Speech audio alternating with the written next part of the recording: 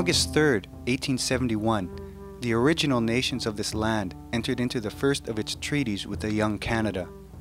For contributing the majority of their ancestral territories to the building of the new country, they guaranteed for themselves special rights, including the right to education, for as long as the sun shines, the grasses grow, and the rivers flow.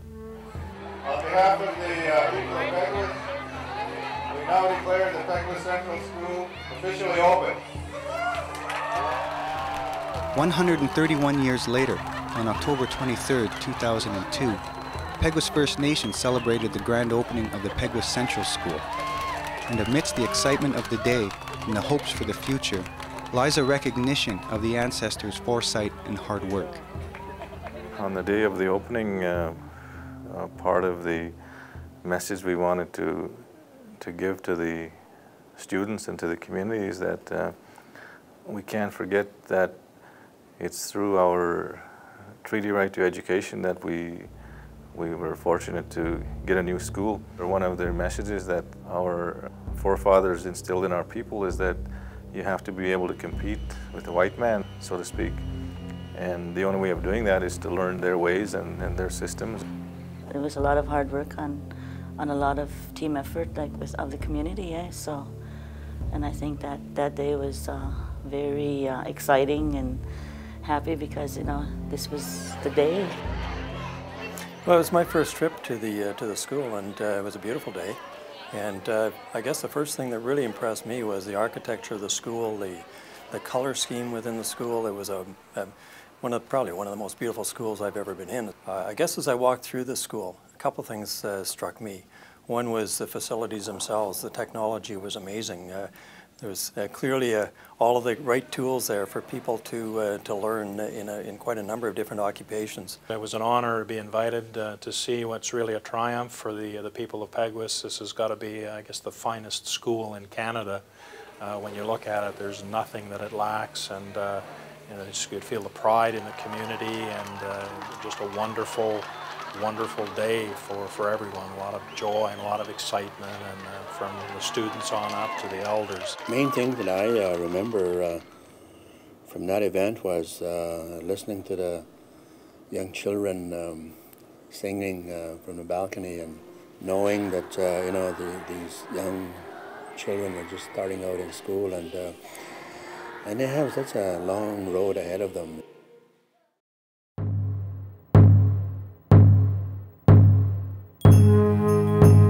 At the beginning of the 20th century, the people of St. Peter's Reserve were living comfortably around the banks of the Red River by what is now the city of Selkirk, Manitoba. Established after the 1871 treaty, the reserve had prospered with many good homes, farmlands, schools, and churches. But in 1907, the people were forced to surrender their reserve. And after nearly a century of service to white settlement, which began with the good deeds of an Ojibwe chief, the people were forced to start over themselves, about 160 kilometers to the north, on a new reserve bearing the name of their historic ancestor. Our people are survivors. I think our history would reveal that, and certainly the experience we've had from being forcefully removed from the St. Peter's Reserve and relocated to Peguis, which was nothing but wilderness with swamp and forest. Our people had to do a lot of hard work to develop Peguis to what it is today, and it's a testament to their fortitude and their resilience and their ability to survive. Elders Dorothy Stranger and Ed McCulloch grew up on Peguis First Nation and have witnessed its progress. They also remember their elders' stories of moving from St. Peter's and the teamwork that it took to start over. They were already settled, before they moved. And having to move, I think that would be very upsetting. It set you away a lot of years back. And there was nothing here, like you couldn't go to the stores, go shopping like they could in Selkirk. There was a lot of stuff that they left behind.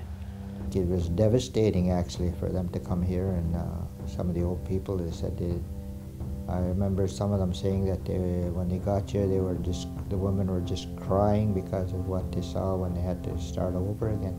And there was a lot of swamp and water all over. Now it's all drained, and it's progressed a lot since that. When I was just a kid, like people that come back now that left here years ago, you know, just don't recognize the reserve that like it used to be. I remember when I was a kid too, when my grandfather and grandmother worked together. Everybody helped everybody. They used to call them bees that they used to make, and the whole community would get together and build something, like build a house or a barn, or else they would do all the harvesting together. And they wouldn't work for money, they would just work for, you know, just to get fed. They never asked for money or of any kind in them days to help each other.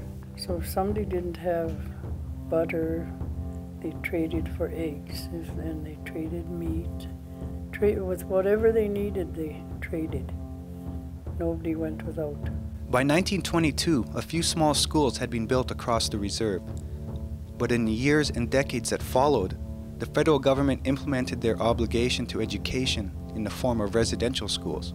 They made it sound like they were going and they would be kept warm, they would have their own food, they wouldn't have to walk to school. You know, they made it sound real good. And of course I believed them too. And we all believed them.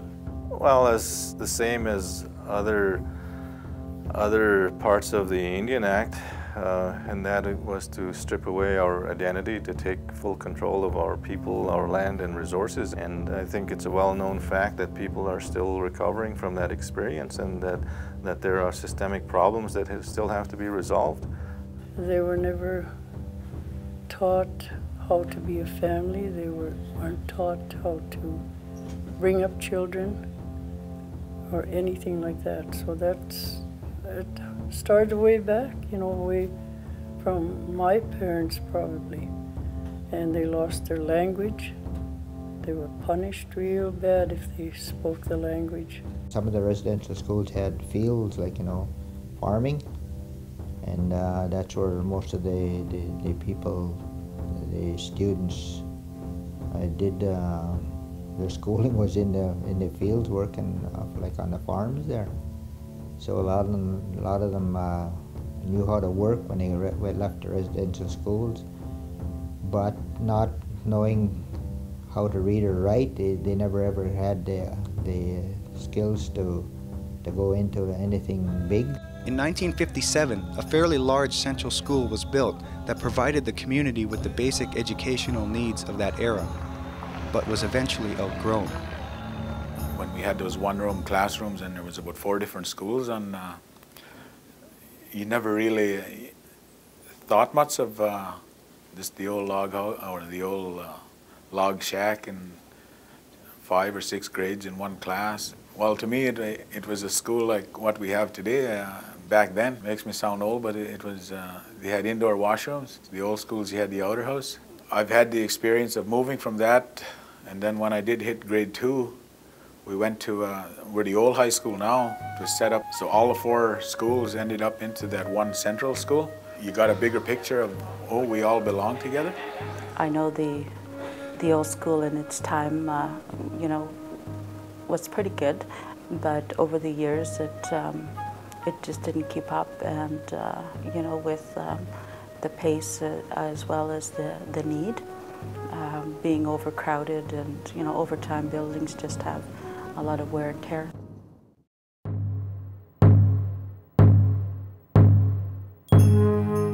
Peguis made history in 1977 when they gained control of community education. The Minister of Indian Affairs at that time recognized the need for a new school to be built as soon as possible.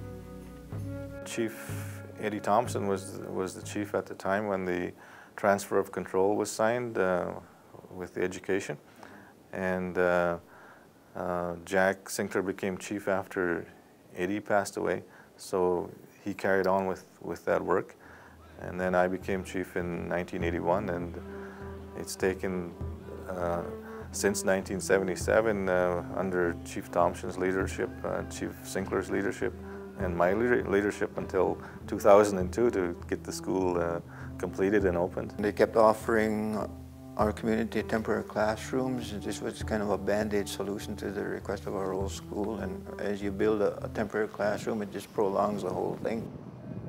So we had to do our part to convince them that our need should be moved up on the priority list. So we had to resort to sit-ins and protests because we just weren't getting the attention that we felt we deserved. In 1993, Peguis hired Bosgood Project Consultants, a First Nations firm, to conduct a feasibility study. After 16 years of pleading and protesting, the study's findings put aside any doubt that the old school needed replacing. Getting the funding for the feasibility study was a big step.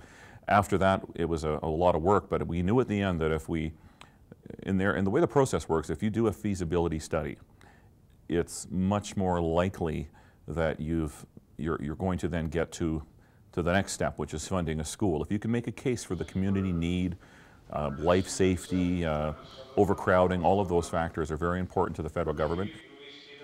Yeah, well, we changed the practice, and it's not that it was without a struggle. So it was understood from the beginning that whoever was going to get involved with this project had to ensure that we had maximum benefit, whether it was representing the labor force or supplying the materials or the equipment. It was our school. We wanted to build it. We wanted to have input in what was going into the school, because I think we ended up employing about 84% of our own people. As the project moved forward, Peguis took control of the construction process, and with funding dollars from Human Resources Development Canada, they were able to train band members to build the school when construction eventually started in 1997. It provides the community with an opportunity to use training dollars with what they see as their priorities. And in this case, their priority was the school. So they were able to bring on individuals and train them as they were building the school. There's no question it was a lot of work to set the model up in Peguis with the contractor and some of the things that happened, and a lot of that learning should and can be transferred to other First Nations who are contemplating similar projects. This is something that can be exemplary. We're hoping across the country that people will have an opportunity to see how this was done and to investigate further with the community, find out how they can replicate the success. I believe we can pretty safely say it's one of the highest proportions of community labor ever involved in a project like this, and at the high skill levels as well. So it's really a leading edge kind of example. There's computer labs, there's home economics, industrial arts, auto shops, a multi-purpose, and it's purely high-tech, and it's all constructed by their own craftspeople. They were able to put training programs together, they were able to hire people and train them and work them through apprenticeships. And when they came out, they're journeyman carpenters, journeyman bricklayers, journeyman plumbers, electricians, you name it. And I think that in itself is a major achievement. I still think that First Nation schools in Peguis certainly has to continue pursuing better technical and applied arts schools. So I think there's a real need for this model to take what is now a state-of-the-art school and look at expanding it, and the rest of the province should look at that. We're not talking about residential schools anymore, but it's a challenge to ship our kids away from our community to get some education that could be applied to some schools like Peguis. They're already fairly large, got excellent facilities, so it's easier just to add a portion to be able to teach kids in our own communities. Certainly the fact that there's computer classrooms in the school in Peguis, that's a model that we would want to see all through the province, because we want the students to be connected, and education is the silver bullet. We all know that in order for them to be part of the global economy and take their rightful place in the economy, they need to have a good quality of education. The internet is just part of that. So to have the computer classrooms the way they do in the Peguis school is something we definitely would want to be looking at. Well, I think there's a lot of economic impacts for the community simply by that fact. People, first off, got gainful employment, gained experiences in virtually all of the construction trades. the benefit for the community is that first they're making a good salary doing this kind of activity, but that's money that gets circulated back into the community, and I think there's really two benefits. You're really developing skills of individuals, but you're also developing or bringing in more funds into the community that can assist in the economic well-being of the community. We seem to have people in every area, and I don't know where they are on the level of getting their diplomas or their final graduate ticket. We are laying out all what's available and all what Peguis is short, and we hope that individuals in the community will recognize that yeah, we want to put people in every area of our field of work. It's very, very difficult, but that I think is another thing that some communities can accelerate their own schools by strategically, I would say, applying their own resources to it, to get into and to grind away on that system. It can work for communities, that federal government system, if they understand it and continue to keep the faith and keep pushing.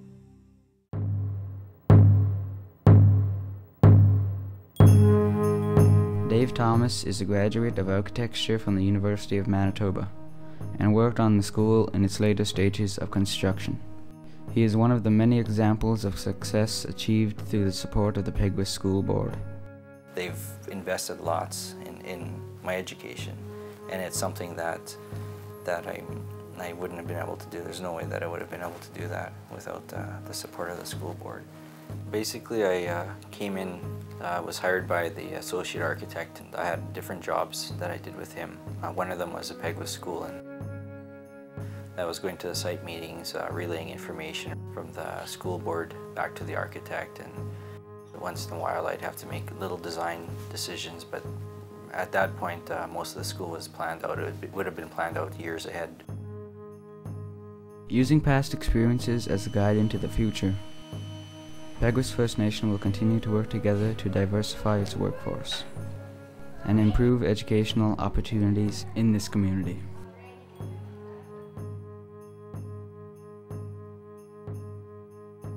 I think we're heading in the right direction and on the right path, and we have to keep moving forward. The Peguis School Board and staff and part of the planning committee did a very good job with the school, and we're very proud to have it today for the younger generation. And I believe as you walk into that school, it reflects our people's work, even from the custodians right to the administration. When we want to accomplish something, we all have to work together to accomplish that goal. And that was very evident in achieving to get our new school, like all the meetings they had with the school board, the council, Indian Affairs, and other governments that were involved, and to get all the monies in place. It was a lot of teamwork, and without that teamwork, I don't think it would have been possible. The school has a lot of meaning personally to me too, because I know things that happened to my mom in residential school, and there's a lot of things that have a lot of emotional meaning to me, just things that she told me, and that was supposed to be their education at that time.